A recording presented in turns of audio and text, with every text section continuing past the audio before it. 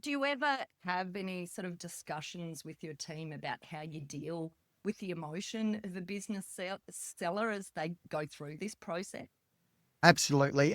We draw on all of our processes and we base it around that initial sort of inspiration of our vendors going to market because you can lose sight of it very quickly. They can lose sight of it very quickly. If there's a couple, let's say, not ideal buyers that might come into the mix, there might be a dip in sales, or after years of having a dip in sales, suddenly there's a huge ramp up. So having those conversations throughout is really important for them. When we get to the deal time, though, we have a little bit of an analogy that kind of helps wrap around the entire road to settlement. And what we speak to our vendors about is we say there's actually 3 bottles of champagne we need to use to celebrate until settlement.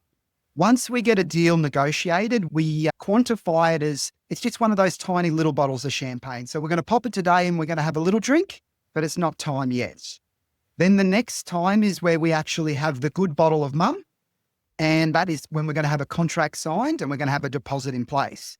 But we still hold back that sort of mental celebration because you know better than anyone, if the vendor checks out during that due diligence stage, the chance of the deal completing is harder.